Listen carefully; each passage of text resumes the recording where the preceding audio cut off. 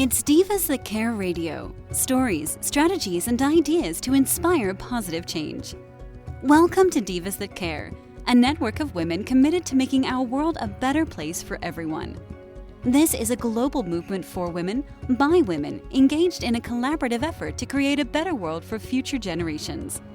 To find out more about the movement, visit divasthatcare.com after the show. Right now, though, stay tuned for another jolt of inspiration.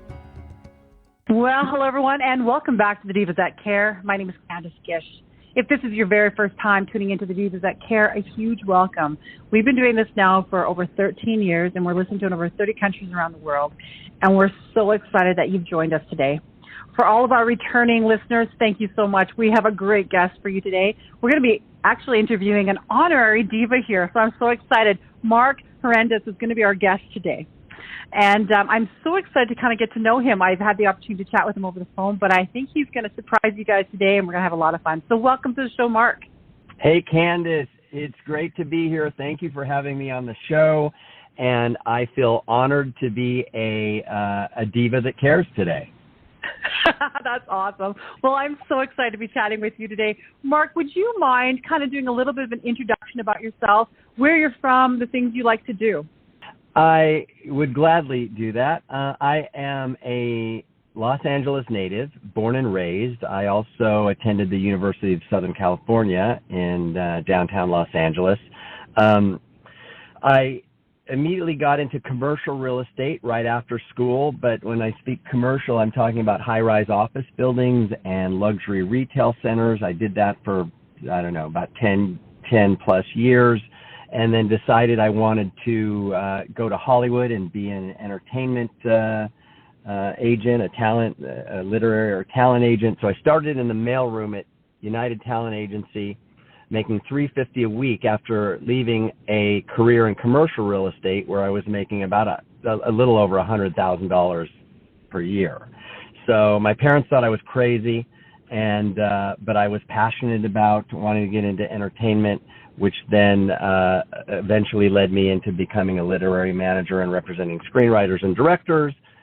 From there, I pivoted into the television side of the business and ran a national ad sales team for Fox Television Network and American Idol. And then after a 7-year run with them, they packaged about 25% of us out, and it was, it's bittersweet, and that's what businesses do, and we get it. At that time, I decided to launch a career in luxury residential real estate in the Beverly Hills office, in the Beverly Hills market, I should say. And here I am. Oh, my gosh. Well, what a journey. That's actually quite amazing. And I left off the part what I like to do. I love music. I love to listen to music. I love to, I'm learning how to DJ very slowly and not very good at it, but I love putting together mixes. I play the guitar and I sing. I take voice lessons. My son is 12 years old, and he's already passed me up as a guitar player because he's been playing with a coach since he was about 6, maybe 5, and he's 12 now. So I feel a little bit more intimidated playing around him these days because he's so good. And and I live in the Hollywood Hills with my wife Esther and my son Lennon, who I just mentioned. He's named after John Lennon, and so that's what I like. I like music, and I love being with my family and travel and good food and all that good stuff. Oh, my gosh, that is wonderful. I love hearing stories like that. I guess it would be in a lot of ways the American dream, isn't it? To do the things that you're enjoying and to living life to the fullest. And it sounds like you're doing that. 100%. Sounds like you're doing it too. You know what? I am. I love the things that I do. And, I don't have any boys, but I do have 4 daughters, and I always call them the divas. So I love that. It's amazing. Girl mom. I love it. So tell me, you've now transitioned back, you said, into the luxury real estate. And so you've kind of come full circle in the things that you've done. So tell me a little bit about that, why you decided to reinvest yourself into that market and what it's like. So once I left Fox, Lennon was probably around 4 or 5 years old. And having just done the corporate thing and really being on the treadmill of corporate America, if you will. I wanted to do something that where I could make a good living and something that afforded me the luxury of having time to, attend some of Lennon's school events, recitals, shows, etc. And when you're in corporate America and you're running an ad sales team, it's hard to get away, right? I mean, people are like, where's Mark, or why is Mark not here at 4 p.m. or whatever, So anyway, I decided, what can I do? Or I asked myself, what can I do where I can make a good living, have the luxury of having time with my son, and watching him grow, and based on the sphere of influence, or not to use an old term, but the Rolodex that I had of people all over Los Angeles, California, and the nation, I decided putting that network to work as potential clients and buyers, sellers, renters of real estate. I figured that was really the best avenue to take, and I reinvoked my license, if you will, because it had expired from back in the days when I did commercial real estate. So I took the courses and studied again for the exam, passed it, and then the rest is history. And that was 7.5 years ago, and absolutely love what I do, and I love the fact that I can provide for the family, and I have the time with my family and with Lennon, and able to travel and do business anywhere in the country, if not the world. I made it one of the largest deals of my life a couple of years ago. I made from about an hour south of Amsterdam, where my wife's family lives, and so I love the freedom and the space that I have and the time, and that's the answer. Oh my gosh. Well, I think it's wonderful, and I really love how you were stressing the time, because a lot of people, they might not understand that feeling of being able to spend time with our families, because unfortunately they have to work the 9 to 5 or the 9 to 10. It's really busy days. A lot of people work 10, 16-hour days because that's what they have to do. But that time freedom, there's nothing in the world like it. And when you can find a type of position out there that you can do that, there's nothing like it. And I've always stressed that. That's kind of what I've been doing for all these years too. I agree. And, someone once told me this, and it really resonated, Candace. It's, at the end of the day, that's really all we have. I mean, our time, right? Mm-hmm. You can never get that back. You could make millions and somehow lose it all, right? And you can come back and rebuild. But once time has passed, it's gone. So how do we take advantage of that every day, because we don't know what tomorrow may bring, and really maximize the use of our time to essentially make us happy, right? Yes. I love it. And especially when we have younger children too. We want to spend those times because, in a blink of the eye, they're adults. And I now have two. My oldest are now graduated from high school and they're in college. And I think, oh my gosh, those years went by so quickly. And I appreciate the moments that I did have and the adventures that we did have as a family, because now they're on their own adventures. Exactly. They grow way too quickly, right? Blink of the eye, and next thing you know, like, they're in middle school and then high school and then college, and then they're gone. Let's relish every minute of it. Tell me, Mark, what is the real estate market like in the United States? What is it like in California right now? I know in Canada, it's up and down. How does it work for you, and how are you navigating through those waters? Not to quote a Led Zeppelin album, but the song remains the same. And it remains the same, I think, nationwide and maybe even globally. I'm not as keen as to what's going on abroad, but nationwide we're facing a hyper shortage of inventory that has been compounded by the raising of interest rates. Over the last 14 years, we've continually underbuilt to meet the demand, for housing. And then now with over the last, 11 months with the federal rate hikes taking, rates from 3% to over 7%, it's caused a lot of sellers to become what Robert Refkin, who's the co-founder and CEO of Compass, where I work, to call rate prisoners. And what he means by that is, you're kind of a prisoner in your own home because you don't want to sell your home and give up a 3% interest rate on your mortgage for a 7% interest rate because, it buys you less home. So what that means then, Candace, is fewer people are selling. There's less inventory on the market. And the homes that are in good shape are going very quickly. They're selling over list price. We're seeing 100 visitors at open houses over a Saturday and a Sunday. And wow. And those prices continue to increase and sell anywhere from 100 to 200,000 or more over list price.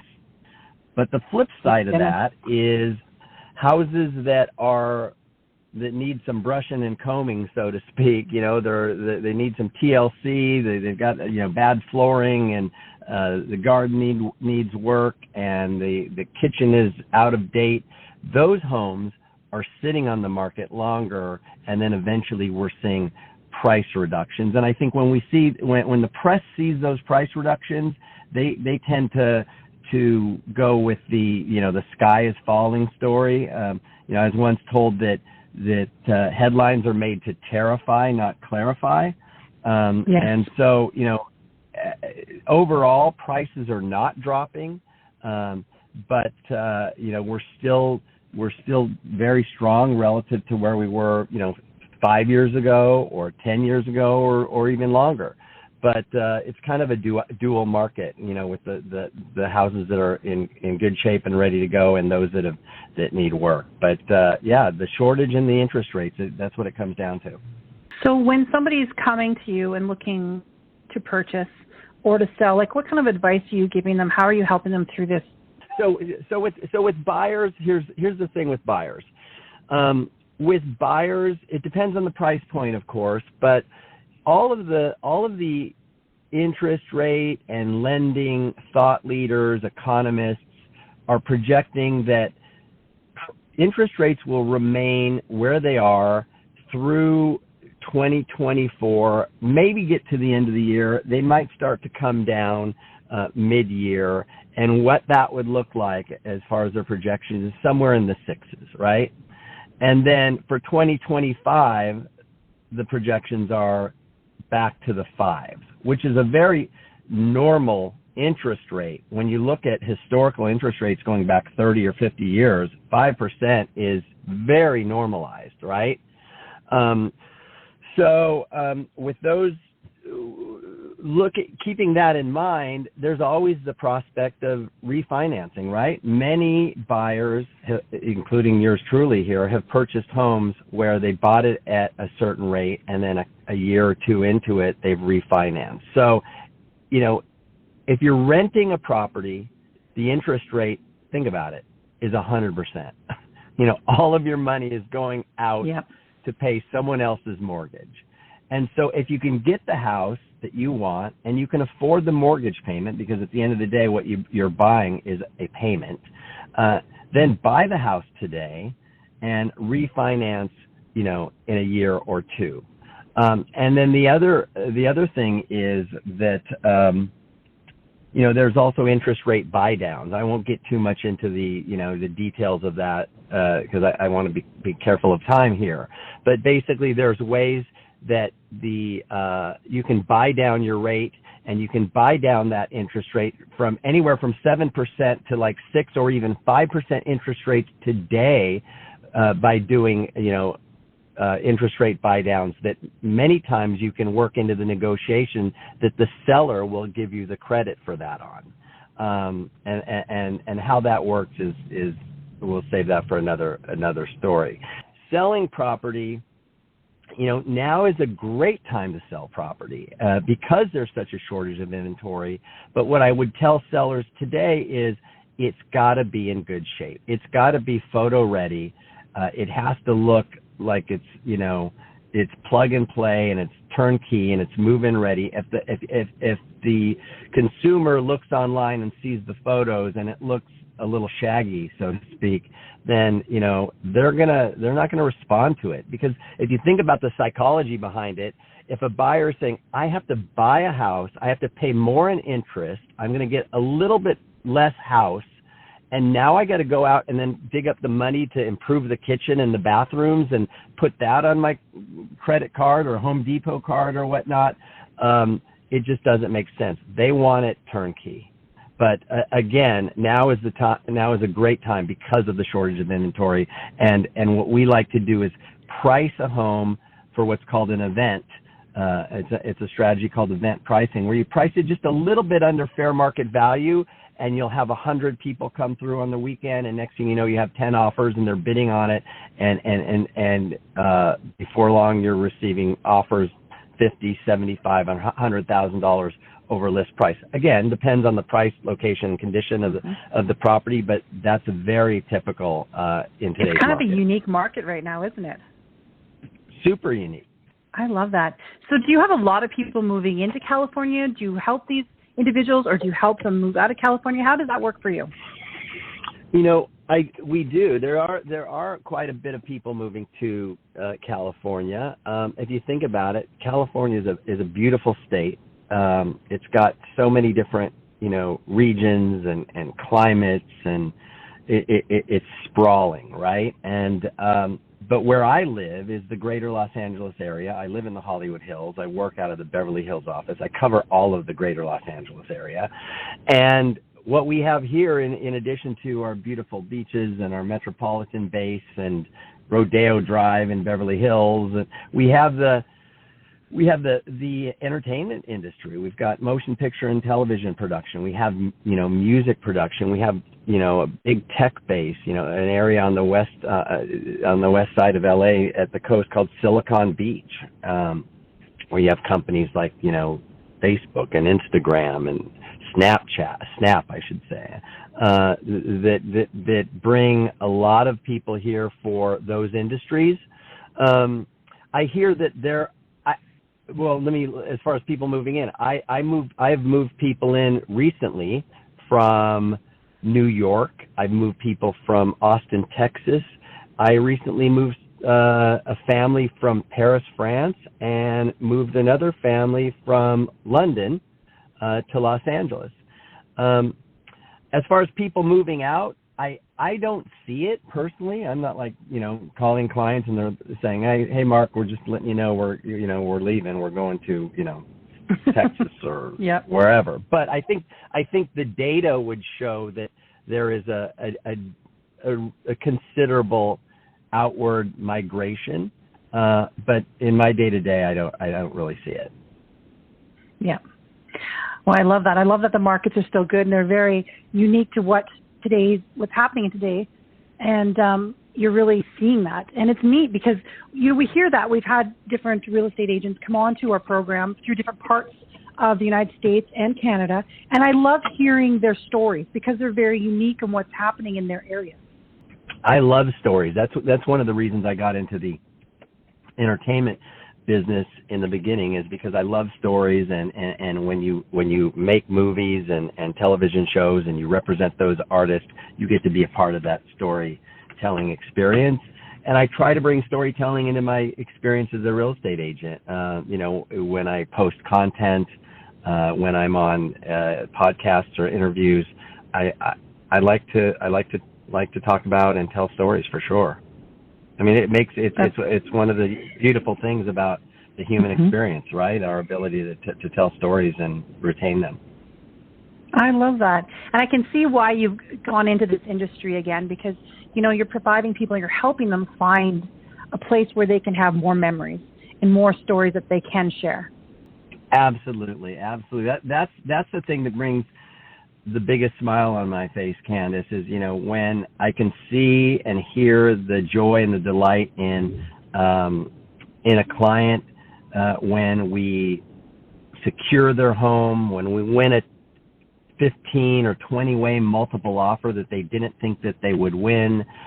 When I hear about how their children will now be able to live in the area or go to a certain school that they always wanted to go to, that's what really gets me up in the morning and makes me, make sure that my clients are safe and protected and represented to the best of their interests, both from a familial, lifestyle, and financial experiences. That's the beauty of what I do, I think. Well, I think that's wonderful to share. Thank you so much for that. Mark, I want to ask you, can you share your social media with us so that they can get a hold of you? Absolutely. So on Instagram, I'm the Mark Hernandez, and Mark is with a C, so the Mark Hernandez.